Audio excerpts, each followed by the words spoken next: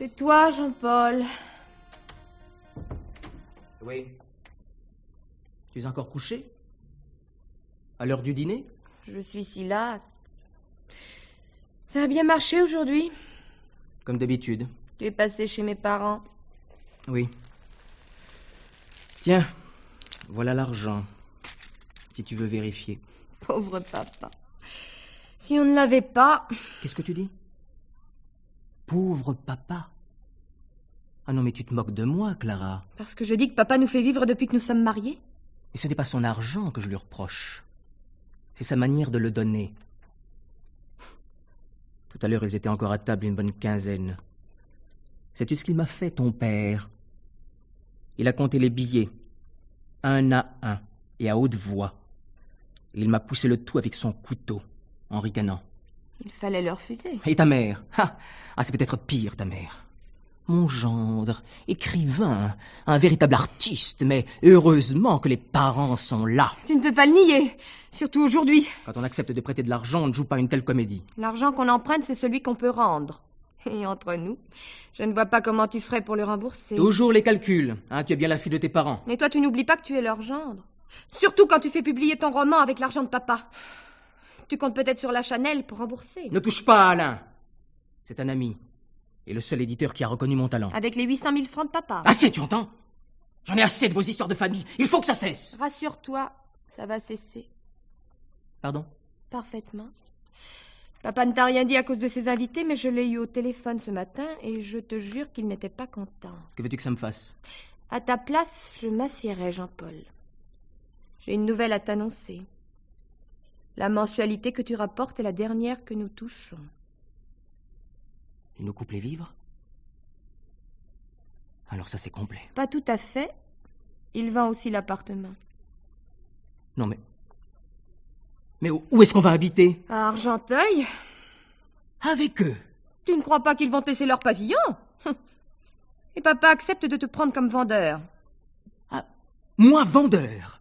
Sur le marché? Non, mais il est devenu fou! Et où étais-tu aujourd'hui pour tenter de vendre ton roman? Il y a la sauvette encore! Tu ne vas pas comparer la littérature et les produits d'entretien? Sûrement pas. Au moins la lessive, ça sert à quelque chose. Si Alain veut que ses auteurs vendent directement leurs œuvres, c'est parce qu'il estime ce contact indispensable avec le lecteur. Il est certain que ces notions de culture ne peuvent qu'échapper à tes parents et à toi. Toujours les grands mots. La culture.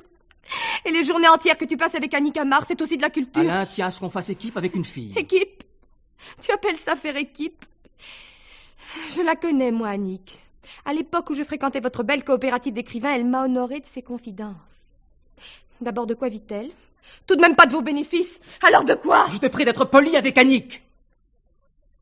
Au moins, elle croit en mon roman. Alors elle aurait dû commencer à en couper les pages. Ça suffit. Jamais qu'il ne se vende pas comme nous l'espérions avec Alain, mais ce n'est pas une raison pour que j'aille vivre avec tes parents et que je vende de la lessive. Ça, jamais, tu entends, jamais. Ou on reste ici, ou je divorce. Ça aussi, papa l'a prévu. Tu ne m'as épousé que pour l'argent. Maintenant qu'il voit que les refuse de payer, tu files comme un rat. Et pourquoi pas? Attention, Jean-Paul. Si c'est pour vivre avec elle, je vous retrouverai tous les deux. Tu n'auras aucun mérite. Tu sais où elle habite. D'ailleurs, j'y vais. Jean-Paul! Jean-Paul!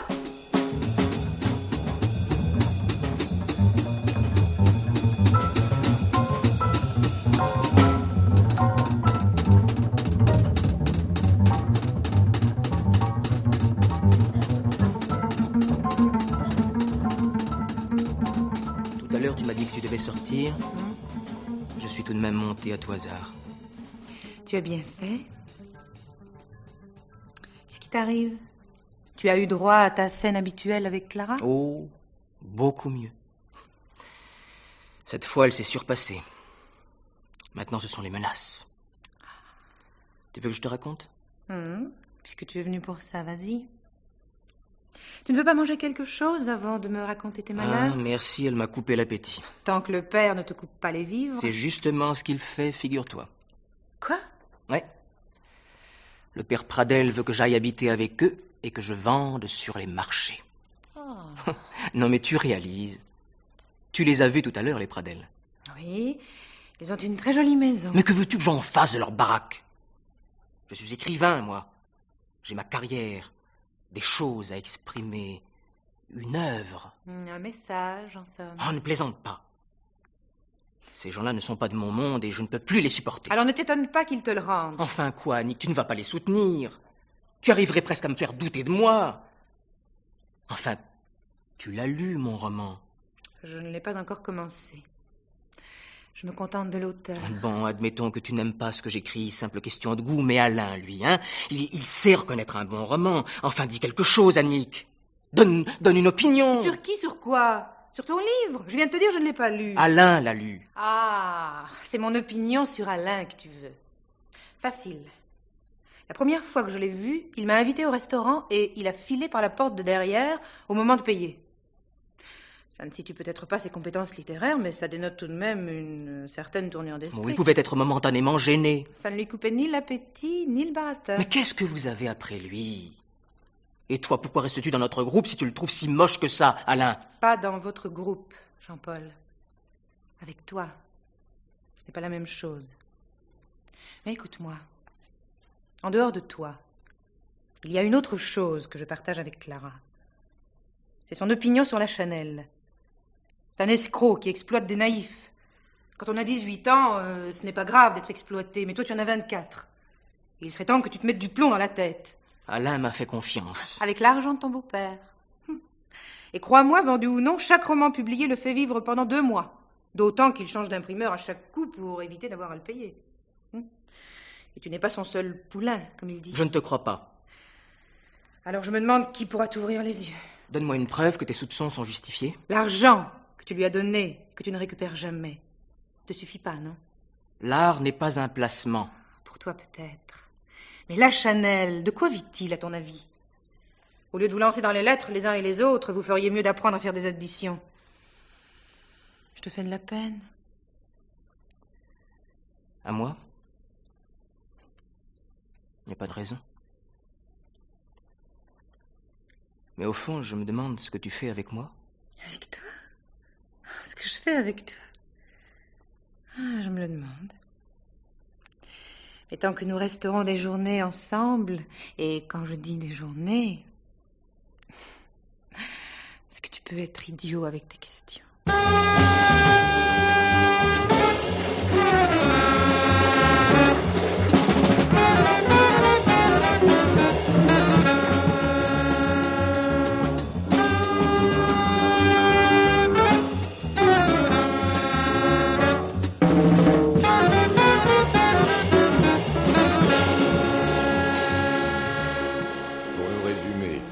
Annick et toi, vous n'avez rien vendu hier. Pas un seul exemplaire.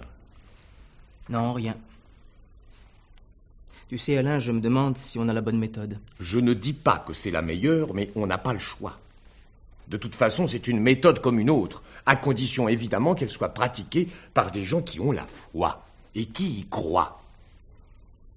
Malheureusement, avec toi et les autres, c'est un vrai désastre. Pourtant, on fait ce qu'on peut. Tant mieux si ça te suffit, mais pour moi, ça ne va plus. Sacrifier ma propre carrière littéraire pour lancer des jeunes, c'est peut-être noble, mais on aimerait bien être payé de retour.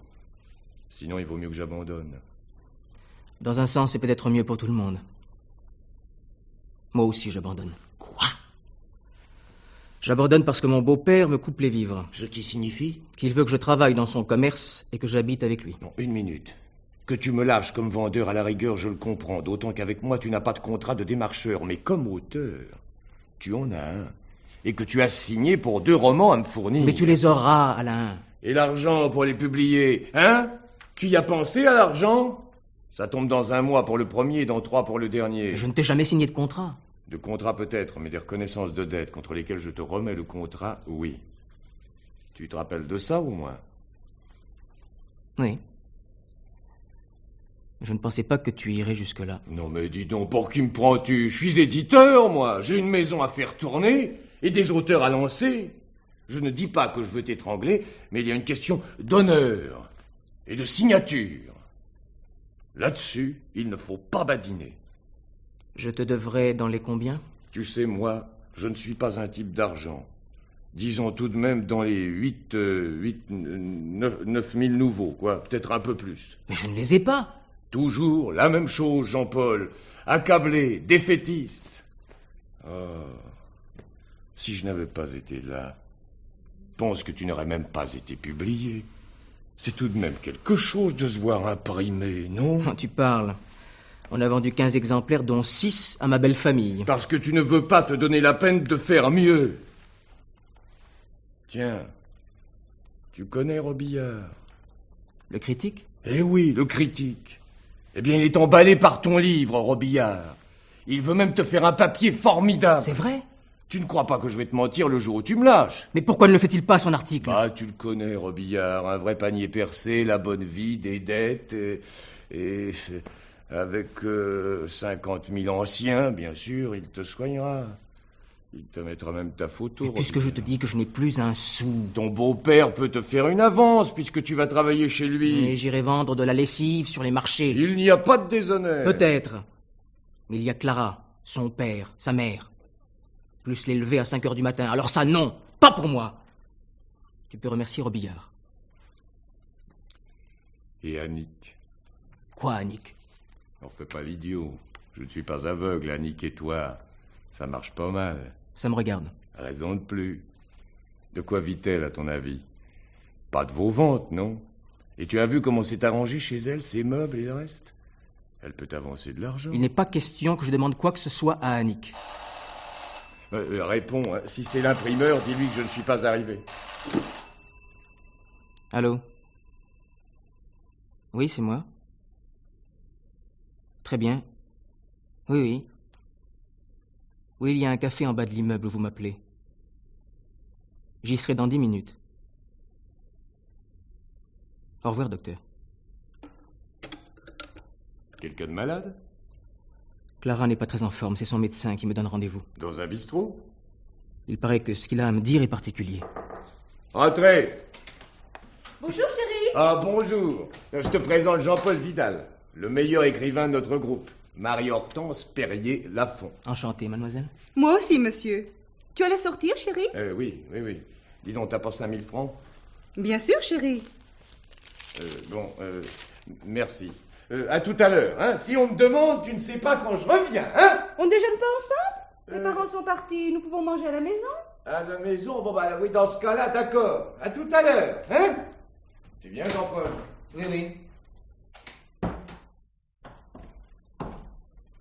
Qui est-ce? Une petite qui aime la poésie et me supplie de l'éditer. 18 ans. Un tempérament terrible. Le père a une grosse fortune, des charbonnages. Et une fille mineure. Ah, ça, c'est amusant.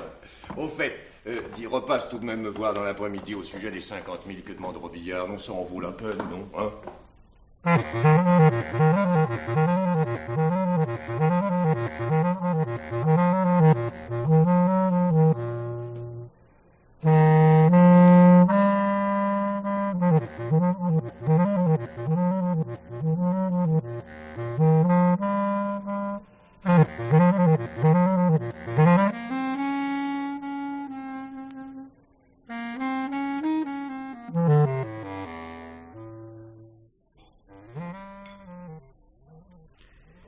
Monsieur Jean-Paul Vidal? Oui. Docteur Duleux. Je remplace le médecin habituel de votre femme. Que se passe-t-il? Je suis là pour vous le dire, monsieur Vidal, et dans un minimum de temps, car je suis pressé. D'autre part, je ne prends pas de gants, surtout lorsque j'ai envie de m'expliquer à point nu. Votre femme est malade, monsieur Vidal. Vous le savez? Elle m'a seulement dit qu'elle était fatiguée. Et je veux dire qu'elle est cérébralement malade. Vous me comprenez cette fois? Non. Bon, alors je vais me montrer plus clair. Que vous passiez vos journées sur les marchés et vos nuits avec mademoiselle Amar provoque chez votre femme des réactions qui vont de la violence à l'abattement. Ce matin, je l'ai trouvée abattue. Je peux lui donner des médicaments, mais ça ne servirait à rien. Tout cela ne relève pas directement de la médecine ni de moi. Mais pourquoi me donnez-vous rendez-vous? Vous allez comprendre. Tout à l'heure, afin de jeter un coup d'œil sur les ordonnances précédemment prescrites, j'ai ouvert le tiroir de la table de nuit et j'ai trouvé un pistolet chargé. Je l'ai déchargé, mais il y a plus grave.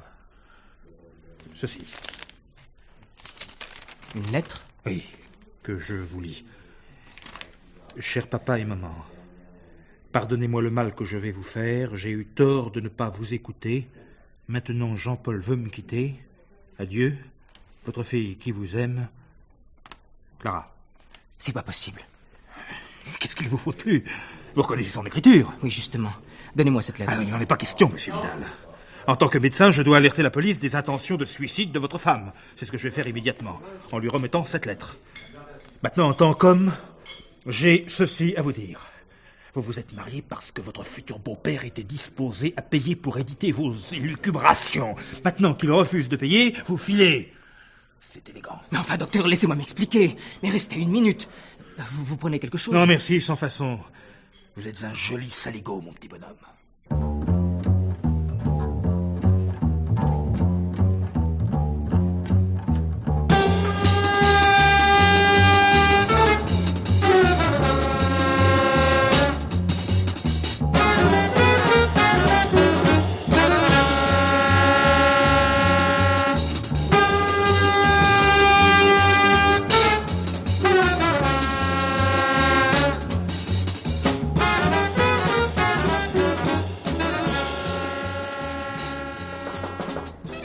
Entrez. Ah, c'est toi. Mais tu peux entrer. Le spectacle en vaut la peine. Je vois ça. Mais qu'est-ce qui s'est passé? Ta femme sort d'ici. Quoi? Charmante visite. Une vraie folle. Elle m'a reproché de briser son ménage et à charge de revanche, m'a cassé ce que tu vois par terre. Des tasses, des vases et la glace. Tu n'as qu'à constater, les morceaux sont encore là. C'est ce que je vois. Et ensuite? C'est tout au point de vue vaisselle. Mais heureusement que des voisins sont arrivés parce qu'elle avait aussi un revolver. Il était désarmé. Comment le sais-tu?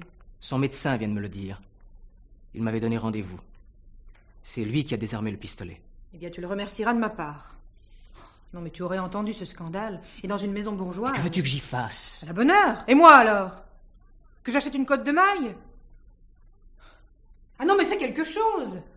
Ah non, parce que ce n'est pas fini. Elle va revenir. Il fallait l'entendre hurler dans l'escalier. Tu as prévenu la police? Non, je voulais te voir d'abord. De toute façon, ça ne servirait à rien. C'est encore moi qui aurais le vilain rôle. Elle est devenue complètement folle. Au point même d'annoncer son suicide à ses parents. Comment le sais-tu? Toujours par le médecin. Il m'a montré la lettre qu'il a trouvée chez moi. Fais voir. Je ne l'ai pas et il va l'envoyer à la police au cas où. Mais c'est sérieux? Tu l'aurais entendu me parler, ce type. Un vrai mufle. Mais qu'est-ce qu'il lui prend à Clara? À quoi penses-tu? Rien, chérie, rien. Au fait, tu as vu Alain? Ah oui, c'est vrai. Il y a encore celui-là. Qu'est-ce qu'il t'a dit? Que je lui devais 2 romans. Et surtout l'argent pour les publier. Ah, il t'a fait le coup des reconnaissances de dette. Que j'ai signé, oui. Il a l'air de s'accrocher. Ah, pour une fois que ta signature rapporte quelque chose, il aurait tort de se gêner. Tu sais, je me demande si tu n'avais pas raison à son sujet. Encore heureux que tu le reconnaisses. Et comment penses-tu t'en tirer avec lui? Je n'en sais rien. Ah, il m'en arrive en ce moment des tuiles de toutes sortes. Ah, sans compter le divorce. Trop cher pour toi, le divorce. Comment ça, trop cher? Tu ne crois tout de même pas que je vais rester avec elle? Et si je file, il faudra que je lui paye une pension, c'est ça que tu veux? Bien sûr que non, mon chéri. Mais il faut réfléchir. Comment? Et à quoi? Au moyen de t'en tirer. Moi aussi, j'ai un père, tu sais. Et qu'est-ce qu'il fait? Viticulteur, dans le Midi. Il a besoin de main-d'œuvre? Absolument pas. Disons que la vigne lui rapporte de quoi entretenir mes fantaisies. Bon, en supposant que je sois ta fantaisie à entretenir, il reste Clara. Clara, oui. Clara. Enfin quoi? Elle a écrit une lettre annonçant son suicide. Ta Clara. Ça ne veut pas dire qu'elle mette son projet en application. Peut-être, mais ça expliquerait que quelqu'un le fasse pour elle. Qu'est-ce que ça veut dire? Tu aurais vu ta femme ici il y a 1 heure, tu ne me poserais pas cette question. Je vais peut-être te surprendre, Jean-Paul, mais j'ai peur. Et comme je n'aime pas qu'un danger soit suspendu au-dessus de ma tête, je préfère prendre les devants. Et crois-moi, tu devrais y penser aussi. Clara est dangereuse. Tu me comprends? Oui, mais c'est impossible. Tu te rends compte de ce que tu me demandes? Alors va-t'en. Mais que veux-tu que je fasse, au juste? Que veux-tu faire? Tu as une idée?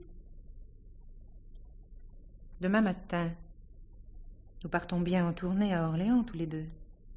Oui. Imagine que nous revenions vers 18h. Tu me déposes chez moi et tu passes chez Lachanel ensuite. Pourquoi faire? Pour déposer les invendus. Une fois que tu es chez lui, je t'appelle pour t'annoncer que je viens d'avoir Clara au téléphone. Une Clara très excitée qui me dit qu'elle va se tuer. Tu fonces chez toi et... Mais c'est impossible. La tuer. Bon. Qu'est-ce que tu fais? Tu le vois? Je t'ouvre la porte. Va la rejoindre? Ta femme. Après tout, il vaut mieux être un marchand de lessive vivant qu'un écrivain mort, n'est-ce pas? Ferme la porte, Annick! On peut tout de même parler, non? Si tu crois que j'en ai pas assez de Clara, moi aussi.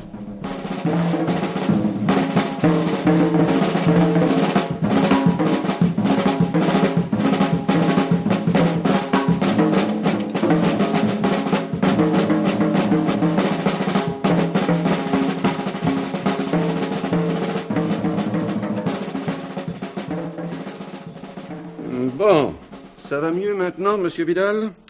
Oui, monsieur l'inspecteur. Alors je vous écoute. Vous reveniez donc d'une tournée à Orléans quand vous avez découvert votre femme morte à votre domicile. Oui. Vous êtes représentant? Écrivain. Je fais partie d'une coopérative de jeunes auteurs. Adresse de cette coopérative? 105 rue Saint-Lazare. À quelle heure êtes-vous parti ce matin? À 8 heures? Seul? Non, avec une vendeuse. Non, prénom, adresse? Mais il faut tout vous demander, monsieur Vidal. Annick Amar, 64 rue de Clignancourt. En rentrant à 18 heures, je l'ai accompagnée chez elle et je suis revenu chez moi. Directement? Oui, oui. D'après le médecin, la mort de votre femme est intervenue dans la matinée. C'est peut-être un accident, mais c'est peut-être aussi un coup volontairement porté. La deuxième cervicale, c'est le coup du lapin. Votre femme n'avait pas d'ennemi? Non, Ce matin à 8 heures, elle allait bien? je ne sais pas. Mais comment ça, monsieur Vidal? Vous ne savez pas si elle allait bien ce matin quand vous l'avez quittée? Non, Enfin, comment ça? parce que je n'ai pas passé la nuit chez moi. Tiens. Et où l'avez-vous passée? Chez mademoiselle Amar. Ah oui, je vois. 64 rue de Clignancourt, n'est-ce pas? Oui, monsieur l'inspecteur. Parfait. Pendant que vous y êtes, vous ne voyez rien d'autre à me dire? Si, monsieur l'inspecteur. Ma femme était nerveuse, malade. Elle avait même menacé de se suicider.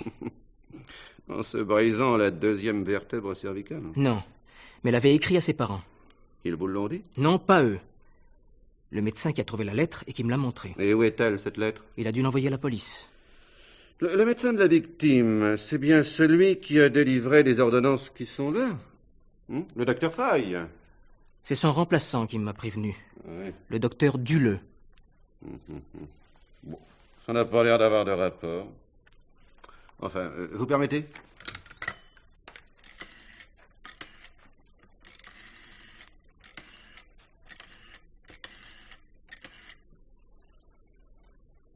Allô? Le docteur Duleux? Non, c'est le remplaçant que je veux avoir.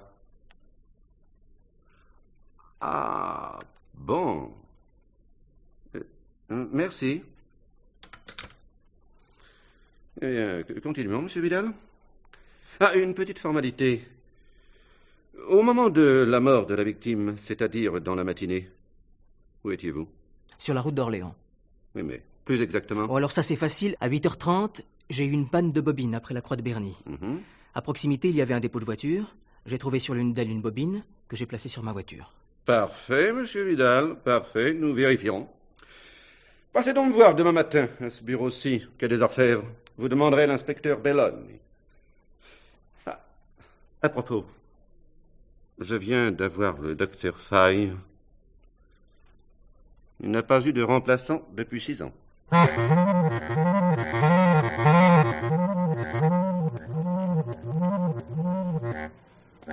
Ben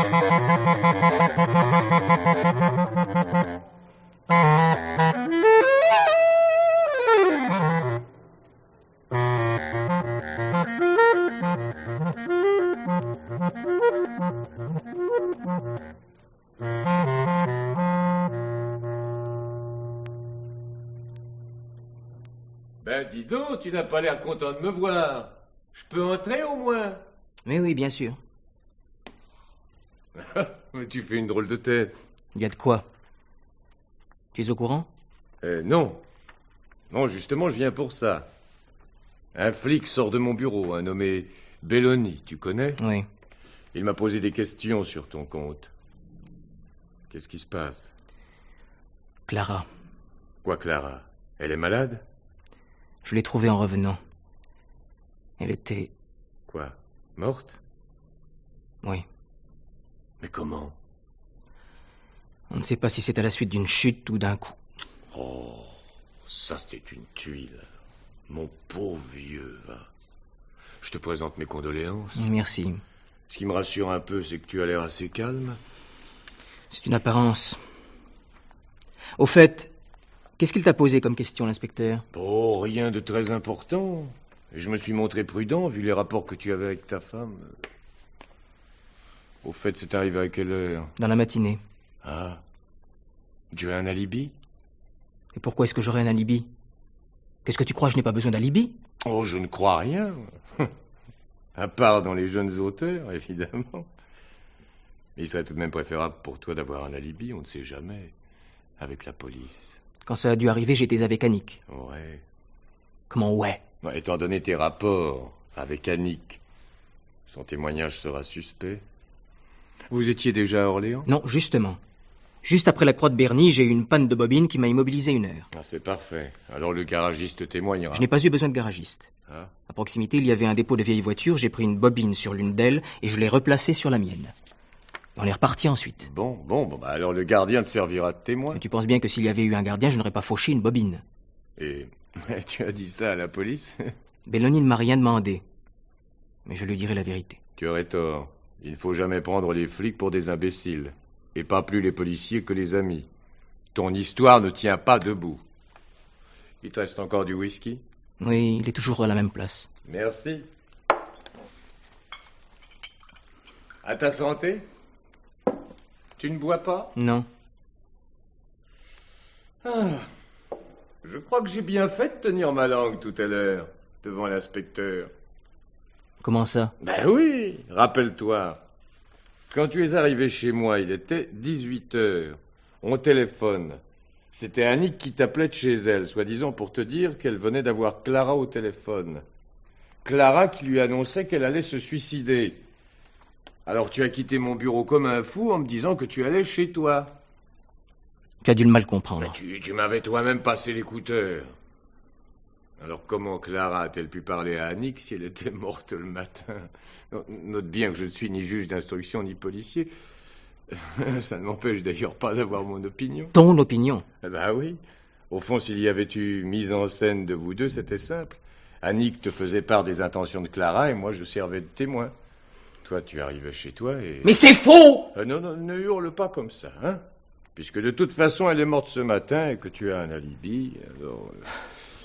À ta santé. Merci. Dis donc. Clara t'avait bien fait part de ses intentions de suicide. Elle avait bien écrit une lettre. Comment sais-tu ça? Tu vois bien que tu as tort de te méfier de moi. Je suis tout de même renseigné. Tu sais, ce qui m'a surpris chez le fameux médecin qui t'avait donné rendez-vous hier matin au café. Non? Eh bien, c'est d'abord le rendez-vous dans un bistrot. D'habitude, ça se passe dans leur cabinet. Ensuite, c'est de le voir repartir dans une camionnette de quincaillerie. Quoi? Le docteur Duleux dans une camionnette? Ne t'emballe pas, ce type, je l'ai suivi. Il s'appelle bien Duleux, mais il n'est pas médecin. Il est livreur dans une quincaillerie et c'était un copain de Clara. C'est elle qui avait monté avec lui cette histoire de lettre pour te faire revenir à la maison. Le chantage au suicide, quoi. Tu ne bois toujours rien? Non. Tout ça, c'est Duleux qui me l'a raconté. Voilà comment je suis au courant de tout et que j'imagine le reste. Grâce à la lettre dont ce type t'a parlé, Tu pouvais faire croire au suicide de Clara. Logique. Oui, mais ça ne s'est pas passé comme ça. Non, mais tu réalises, prendre le pistolet et tirer sur Clara, mais jamais je n'aurais pu. Ça, je te jure, tu me crois, là, hein? Bien sûr. C'est pourquoi tu as pu la tuer accidentellement en bavardant.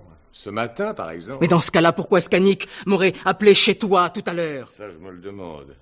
De toute façon, ton alibi est très vaseux. Comment est-ce que tu prouveras que tu étais en panne avec Annick, puisque personne ne vous a vu? Et mes empreintes? J'ai tout de même pris une bobine sur une voiture. Je peux la désigner, la voiture. Tu as pu y aller après. La croix de Berny, c'est à 10 km d'ici. Mais tu inventes tout. Peut-être, mais c'est plausible. Moi, à ta place, je trouverai autre chose de plus sérieux. Quoi? Tu te rends compte de la situation? Fort bien. Et heureusement que je suis là. Bon. Alors suppose qu'à l'heure de la mort d'Annick, nous étions ensemble à la croix de Berny. Comment ça? Tu étais en panne et tu m'as appelé pour que je t'apporte une bobine. Alors ça c'est un alibi. Et plus solide que le témoignage d'Annick. Alors, bien sûr, c'est dommage d'être innocent et d'avoir besoin d'un faux témoin, mais c'est comme ça. Ah, si tu faisais ça pour nous, Alain, nous ne saurions comment te remercier, Annick et moi. Comment me remercier? Tu sais, depuis que les Phéniciens ont inventé la monnaie, c'est une question qui ne se pose plus. Et puis, tu feras un beau geste vis-à-vis de la coopérative, avec 100 ou 200 000. Annick te dépannera sûrement. Tu lui en parles? Je te remercie. Passe-moi un coup de fil demain matin à mon bureau. Tu dois avoir besoin de calme. Bonsoir.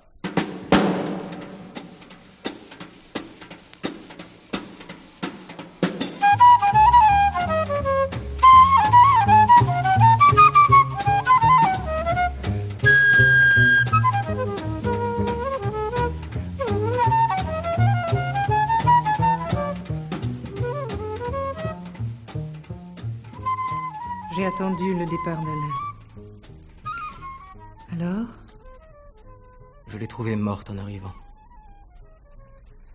Ça a dû arriver ce matin. Oui, tu me l'as dit. Tu as parlé à la police de mon coup de téléphone chez La Chanel? Non. Ah, tu me rassures. Ça aurait fait mauvais effet. Qu'est-ce qui lui est arrivé à Clara? Elle a dû se briser la nuque en tombant en arrière. Eh bien, dis donc. Tu parles d'une tuile. Si on avait pu prévoir ça. Mais au fond, ça doit te rassurer. Non, pas tellement. J'ai dû faire une gaffe. Comment ça? J'ai parlé à l'inspecteur du soi-disant médecin qui m'a montré la lettre de Clara, annonçant son suicide. Soi-disant médecin? Ah oui, c'était un ami de Clara. Il m'avait monté ce coup-là tous les deux pour que je revienne. C'est Alain qui m'a expliqué ça. Quand je te disais qu'elle était folle? Peut-être, mais l'inspecteur a vérifié aussitôt. Évidemment, il n'a pas retrouvé Duleux et maintenant, il a des soupçons. Et alors? On a un alibi, non? Que tu dis? On a un alibi à partir de 11h. Mais pas à l'heure où Clara est peut-être morte, c'est-à-dire dans le courant de la matinée. Mais la bobine que tu as prise au dépôt, elle manque bien sur la voiture, non? Et tu peux la désigner, la voiture. Tu y as laissé des traces, des empreintes. Oui, mais Alain dit que j'ai pu y aller après. Oh, il raisonne bien. Ah, pour ça, on peut lui faire confiance. Mais au fait, pourquoi est-il venu te voir, ce La Chanel? Pour nous proposer un alibi, justement. Quel genre d'alibi propose-t-il? Il serait venu nous rejoindre au dépôt pour nous apporter une bobine. Ah, on est bien forcé de passer par lui. Si encore on s'était arrêté sur la route, quelqu'un aurait pu nous remarquer. Je me demande d'ailleurs pourquoi tu as voulu te garer en contrebas de la route. Parce que je n'ai ni vignette, ni assurance. Et il vaut encore mieux une contravention qu'une inculpation. Fallait prévoir. Ah, évidemment. Penser qu'on va avoir besoin de La Chanel. Mais au fait, tu as de quoi lui payer son alibi? Parce que je n'ai jamais vu ce type rendre gratuitement un service. Moi, non, évidemment. Mais toi? Ah oui. Eh bien, moi non plus. Quoi, que dis-tu? Je n'ai pas de quoi payer un faux alibi. Et ton père? Tu parles. Il est retraité du chemin de fer. Tu m'as dit qu'il était viticulteur. Disons qu'il fait son vin pour l'année. Comme je sais que tu as du goût pour les filles qui ont du répondant, je t'ai raconté ça. Parce que je tiens à toi. Mais c'est affolant. Alors de quoi vis-tu? Des moments où l'on n'est pas ensemble. Oh, tu sais, ça n'a pas besoin de durer des heures pour faire vivre une femme. C'est une catastrophe, mais qu'est-ce qu'on va faire? Lachanel a des soupçons. Dame, en entendant ton coup de téléphone, il a pensé qu'on voulait jouer sur les soi-disant intentions de suicide de Clara. Comme il avait suivi le faux médecin, il l'a fait parler. Donc il était au courant de la lettre. C'est réellement tout. Oui. Bon, alors c'est très simple. Mieux vaut un mauvais alibi à nous deux qu'un bon avec ce type. D'autant qu'après, il ne nous lâcherait plus. Ça n'a pas l'air de te convenir. Si tu voyais Belloni. Belloni. L'inspecteur qui s'occupe de l'affaire. Oui, alors de ce côté-là, ne t'inquiète pas, les présentations ne vont pas tarder. Et maintenant, toute la vérité, hein? On dit toute la vérité. Bon, bien je m'en vais. Où vas-tu? Je rentre chez moi. Tu ne crois pas que je vais passer la nuit ici, non? Tu n'es pas veuve depuis si longtemps que ça te soit sorti de la mémoire.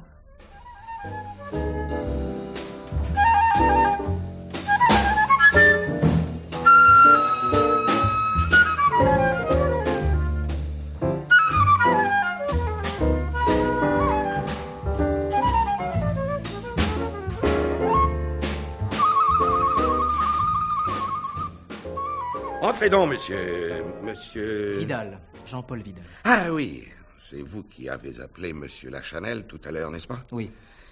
Vous aviez quelque chose de spécial à lui dire? Oui, comme ça... Oui, vous voyez, il n'est pas encore à son bureau.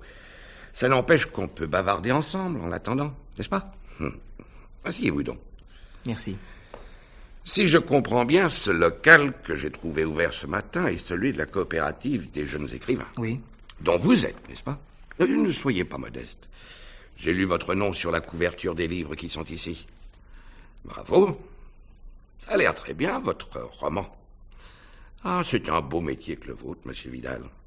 Pouvoir expliquer des états d'âme, composer des personnages, créer des situations. Ah, j'aimerais pouvoir en faire autant. Malheureusement, il faut pouvoir. Il faut aussi du talent. Au fait, vous pourriez me dédicacer votre livre. Oh, sûrement. À quel nom? Valta. Émile Valta. Mettez même commissaire Valta. Voici. Merci beaucoup, monsieur Vidal. Ma femme adore lire. Vous en vendez beaucoup? Ça ne marche pas mal. Combien? 20 000? 50 000? Oh, ça dépend. De quoi? De l'argent dont vous disposez, peut-être? Je ne comprends pas. Alors là, vous voyez, ça ne me surprend pas. Je vous crois. Le gogo à prétention littéraire est un de ceux qui comprend le moins vite. Qu'un escroc lui fasse croire qu'il a du talent et il en tirera tout ce qu'il voudra. Quand je parle de tirer, je fais allusion à l'argent, bien entendu. Vous voyez où je veux en venir? Non. Lachanel, ça fait 5 ans qu'on le surveille. Mais jamais moyen de lui mettre la main dessus. Oh, c'est un malin. Ou alors il tombe sur des types comme vous, qui ne se rendent compte de rien et le font vivre. Ou alors ce sont des pères de famille qui préfèrent ne pas porter plainte à cause du scandale. Car ils s'intéressent aussi aux jeunes filles mineures. Seulement maintenant, je crois que c'est terminé tout ça. Il est arrivé quelque chose à Alain? C'est moi qui questionne, monsieur Vidal. Marie-Hortense Perrier-Lafont, ça vous dit quelque chose? Oui. Je l'ai vue ici avant-hier. Et alors? C'est une jeune poétesse. Vous vous moquez de moi? C'est la fille mineure d'un industriel fortuné. D'habitude, Lachanel leur tire un maximum d'argent. Seulement, cette fois, il est allé trop loin. Pendant que la petite dormait chez lui, il est allé cambrioler les parents absents. Oh, quelques bijoux seulement. Mais le père y tenait et a porté plainte. Qu'est-ce que vous pensez de ça? Moi, rien, je n'étais pas au courant. Ah, vraiment? Que faisiez-vous hier dans la matinée? Je ne comprends pas. Non, je vais me fâcher, monsieur Vidal. Hier, entre, disons, 8h et 11h, Lachanel devait être chez Perrier-Lafont en train de cambrioler. Or, il prétend qu'à ce moment-là, il se trouvait avec vous à la Croix de Berny. Vous étiez, paraît-il, en panne et vous l'avez appelé pour qu'il vous apporte une bobine pour votre voiture. Maintenant, écoutez-moi bien avant de me répondre. En cas de faux témoignage, je vous arrête pour complicité de vol. Vu? Oui, monsieur le commissaire. Parfait. Où étiez-vous dans la matinée d'hier? À la Croix de Berny. Ma voiture était effectivement en panne. Et j'en suis parti à 9h30 pour Orléans. Et la Chanel était là? Non, justement, il n'y était pas. Vous étiez seul? Non. Avec une amie. Enfin. Soyez donc assez gentil pour me donner le nom et l'adresse de cette personne. Annick Amar, 64 de Clignancourt. Je la verrai. Vous venez de me donner un témoignage indiscutable, monsieur Vidal. Il n'y a pas d'indiscrétion à citer mademoiselle Amar? Je veux dire à cause de ses parents? Non, monsieur le commissaire. C'est parfait, monsieur Vidal. Heureux d'avoir fait votre connaissance. Vous êtes très sympathique. Est-ce que je peux me permettre de vous donner un petit conseil, en remerciement? Oui. À votre place, je changerai d'éditeur. Il est possible que la Chanel ne soit pas en mesure d'exercer sa profession pendant quelque temps.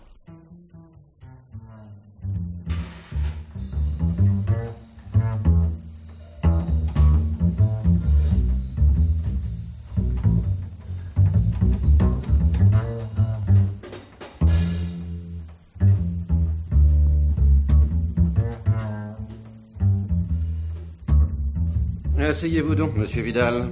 Vous avez l'air fatigué. Oui. Vous avez passé une mauvaise nuit? Oh, ça se comprend. Dans une histoire comme celle-là, on ne sait jamais ce qui peut arriver. Comment ça, monsieur l'inspecteur? Bah oui. Une chute en arrière, ça ressemble un peu à un coup qu'on reçoit sur la nuque, le coup du lapin.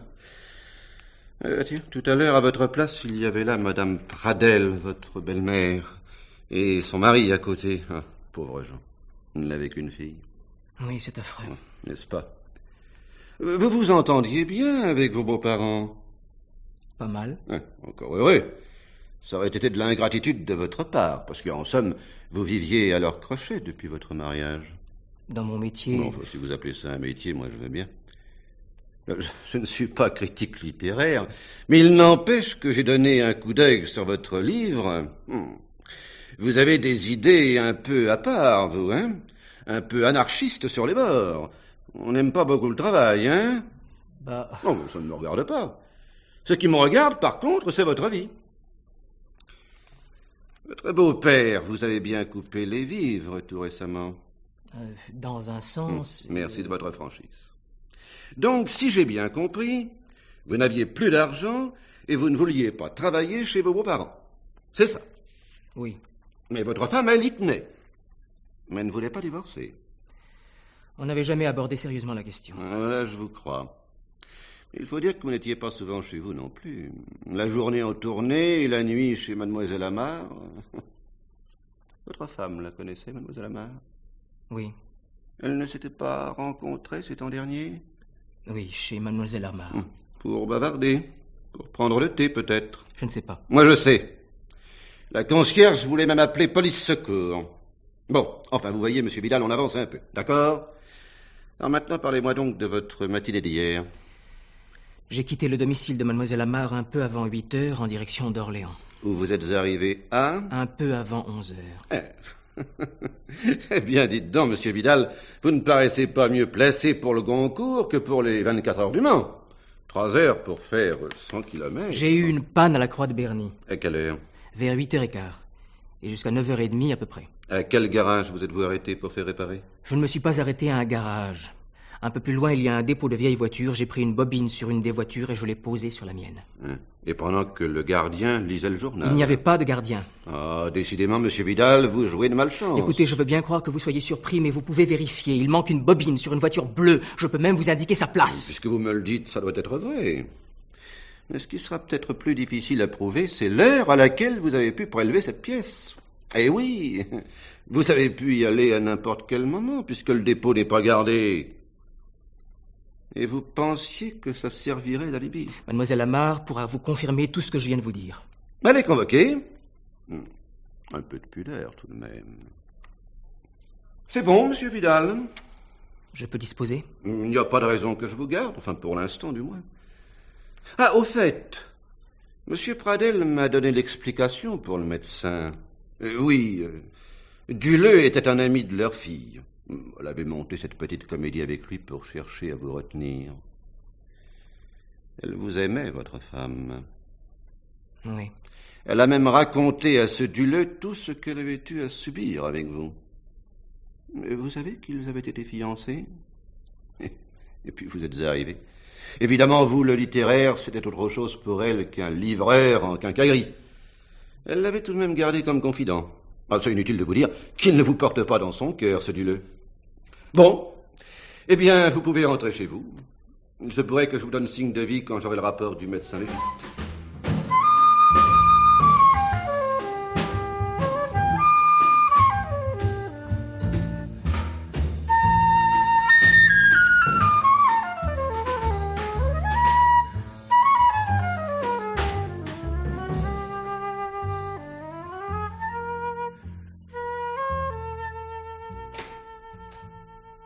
Ah, ça par exemple. Alain! Ah, tu ne manques pas de culot. Que fais-tu chez moi? La porte était ouverte, alors je suis entré.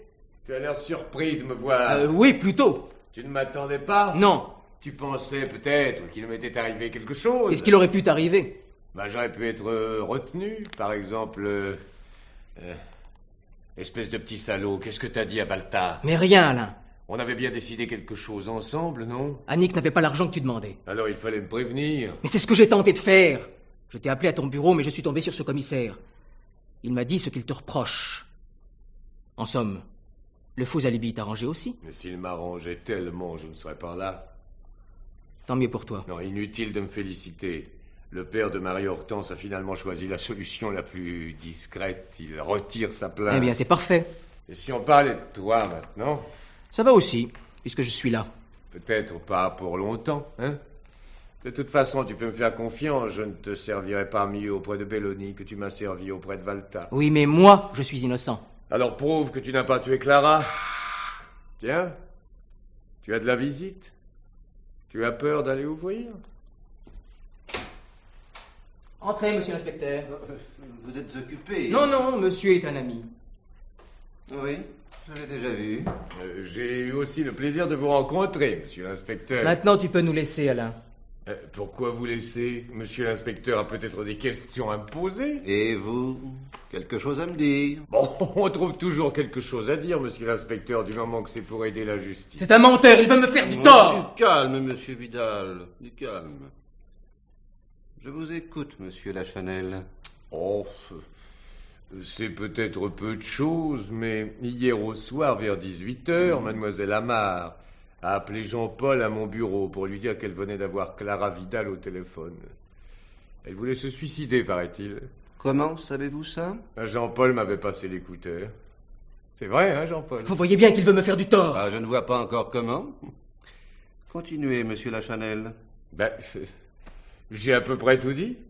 Il n'empêche qu'il est bizarre qu'une personne décédée à 9h ce matin est appelée à 18h. Comment savez-vous qu'elle était décédée à 9h? C'est Jean-Paul qui me l'a dit. C'est faux. Je n'ai jamais dit ça. Ça, je veux bien vous croire, monsieur Vidal. Personne ne savait exactement l'heure du décès, mais la mort est effectivement intervenue à 9h. Je viens d'avoir le rapport du médecin légiste. Alors, Lachanel? Que voulez-vous que je réponde? Alors, je vais vous le dire. Comment savez-vous que la victime est décédée à 9h?